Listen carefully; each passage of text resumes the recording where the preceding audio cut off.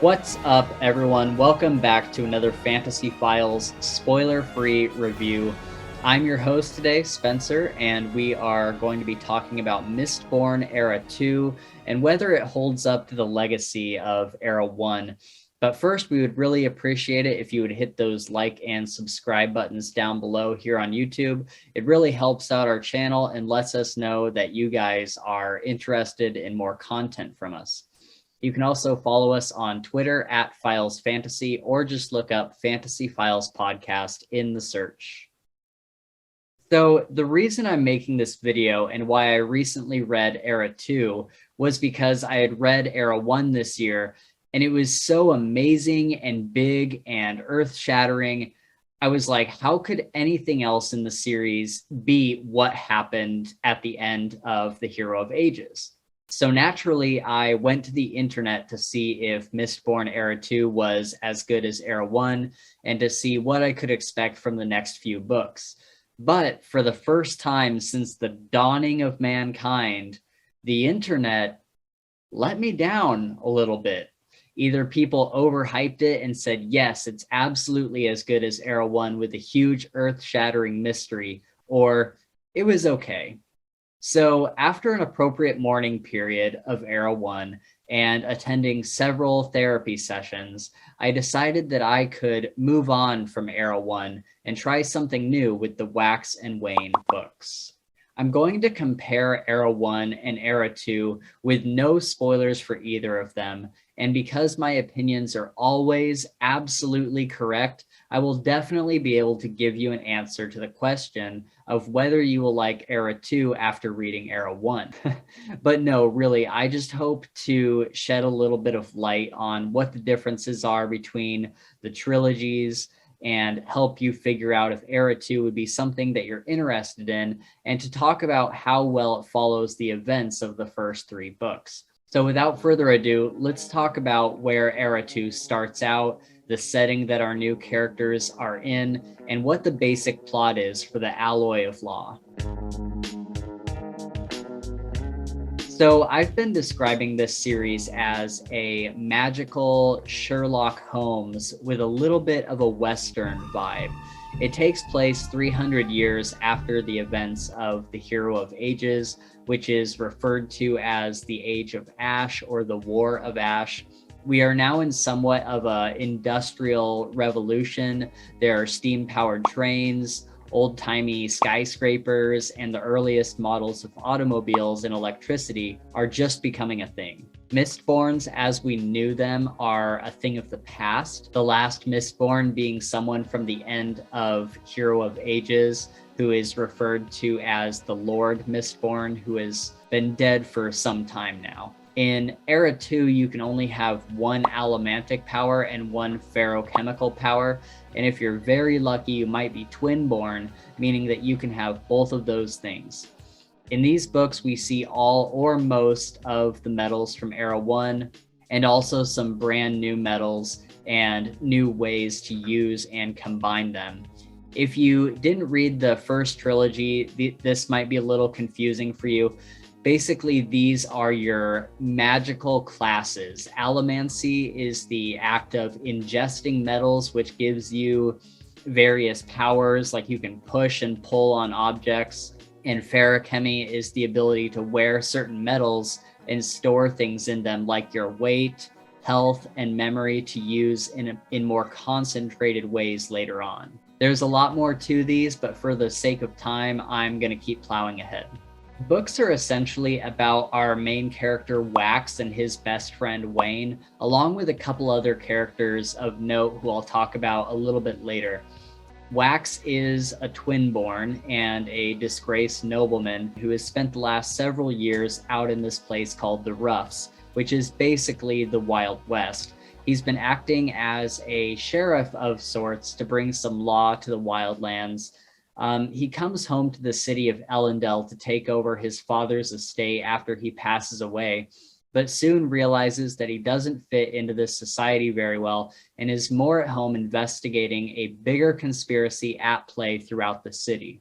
The first book works really well as a standalone novel for the most part. Matter of fact, I believe Sanderson had the intention of it being a standalone, bridging the gap between what was Era 1 and what was going to be Era 2. But it was so successful that he turned the Wax and Wayne books into Era 2 and wrote a bigger storyline for them, eventually encompassing 4 total books: The Alloy of Law, Shadows of Self, Bands of Mourning, and The Lost Metal. At the time of this recording, The Lost Metal has not been released yet. So with that in mind, it's easy to see where the story really starts picking up and getting heavier, which would be the Bands of Mourning, which is probably the most world building and lore heavy book, with a nice little mystery to go along with it. But so far, it's still not this giant world breaking, reality altering mystery that we see from Era 1. I'll talk about this a little bit more at the end of the video, but the main thing to keep in mind with these books is that they are simply fun.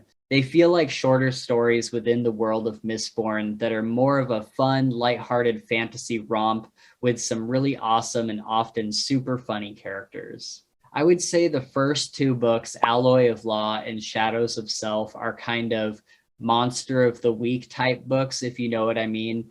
Although there is an overarching storyline that kind of ties them all together, much like the earlier Dresden Files books. And then when you get into the Bands of Mourning, you see how the world is going to open up a bit more. The books do sort of tie into Era 1, mostly by way of references to events and people from the first trilogy, as well as kind of seeing the long-term fallout from the end of Hero of Ages. Let's talk about our main characters that we spend a lot of time with. Some of this is going to be stuff that I already said, but just hang in there with me. So Waxilium Ladrian is our main character, and like I mentioned before, he is a twin-born, so he can use 1 allomantic trait and 1 ferochemical trait.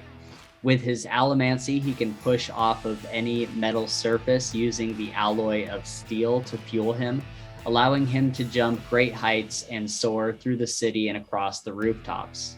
Using his ferochemy, he can store his weight for a time, allowing him to become either much lighter or several times heavier at will. He's a master of using these 2 things together. For example, he increases his weight and uses his steel to push against much heavier objects than his base weight, allowing him to push things like automobiles and many other things that would not normally move for him. He was once a renowned lawman out in the roughs, but after his wife had died, he became kind of a shadow of his former self. He's not really impressed by Elendil and the nobility, and often finds it hard to deal with this aristocratic lifestyle. However, he has many redeeming qualities. He always looks out for his friends, he protects the ones he loves, and always seeks justice above vengeance, believing that the law will win out in the end, even if it is sometimes cowboy justice. Axe becomes a very lovable character who ended up reminding me a lot of Harry Dresden from the Dresden Files, and has a really fantastic character arc throughout these books. So if Wax is Sherlock Holmes in this equation, then Wayne is undoubtedly Watson. Wayne is a hilarious comic relief, adding brevity to almost every serious situation that he's in. I often find myself literally laughing out loud at things that he would say and do. For example, he has turned from a life of crime to aid Wax in his adventures, and he doesn't want to be a thief anymore, but he still technically steals. And how he gets around this is he'll essentially steal something from someone, but replace it with something else that he's carrying in his pocket, claiming that this type of trading is perfectly acceptable. However, he really has no understanding of how much monetary value anything has, so he'll often replace something like a gold watch with something like a handkerchief or a tablespoon. He is utterly inappropriate in the best ways, and often says something raunchy and uncouth, and then just looks around like, what? There's a lot that gets revealed about him at the end of the first book and into the second book, so I can't go into too much detail on his backstory, but more often than not, he really steals the show in every scene he's in, and you'll just have to trust me that he is a phenomenal character. He is also a Twinborn and can use something called a bend alloy to bend time around him and create a speed bubble. It basically slows down everybody around him to an almost standstill, increasing his speed dramatically. This allows him to have quick private conversations, change his outfits, and you guessed it, steal things. Oh, that's another thing. He is also a master of disguises and accents. So you see him in a variety of costumes, impersonating police officers and even old ladies. And it is always 100% of the time absolutely hilarious. Next, we have Steris, who is a noblewoman who is looking to join her family with Wax's to save both of their houses from financial ruin. She's kind of an off-putting character at first, but she really comes around and shines in Bands of Mourning, the third book. And I really grew to love this character. She's very analytical, and at first it seems like she has no strong feelings about anything, including like the marriage proposal to Wax. Everything is mostly a contract and an obligation to her, but those feelings are just buried underneath a lot of other stuff. I pretty much guarantee that you won't like her much in the first two books, but just wait until you get to the third book. My guess is you'll probably change your tune as she changes hers. Then we have Marasi, who is Steris's younger sister, who seems like a much better romantic option for Wax, even though she is much younger than him. She is incredibly smart and observant and wants to have a career in law enforcement. She is much more lighthearted than her older sister and often joins Wax and Wayne on their misadventures, and probably has the most character growth out of any of them, in my opinion. My favorite quote revolving around the whole group dynamic is when Wayne misplaces his hat and Wax says, "It's just a hat." And then Wayne says, "Just a hat? That hat is lucky. I ain't never died while wearing that hat." And then Marasi says, "I'm not sure I know how to respond to that." And Wax says, "That's a common reaction to Wayne." These characters are just so much fun, and you really buy them as friends. And in my opinion, they are really the reason why I loved these books and kept reading them. Okay, so let's talk about some pros and cons to these books. I'll be bouncing around a bit between pros and cons, but I think the main question new readers have when they see that there are more books beyond Era 1 is, will I get the same feeling from Era 2 that I got from the original trilogy? Feeling referring to the absolute sheer size of the mystery and the payoff from Era 1. In Era 1, we find ourselves in a world that is kind of a fantasy version of Earth with several strange differences, the majority of which right off the bat are ash falling from the sky like never-ending snow, piling into these giant ash mounds, these strange blinding mists that come mostly at night and terrify people, and a tyrannical overlord who simply cannot be killed and is the next best thing to a living god. The first trilogy really dives into these mysteries and keeps you guessing the whole way as to what could possibly be causing all of this. And when we get to the end of each book and get more and more information, we have these earth-shattering realizations. So I'm going to be real with you. Era 2 simply does not have that. But hear me out. It doesn't have this big mystery that completely blows our minds at the end of each book with these massive revelations, but it does have several smaller mysteries.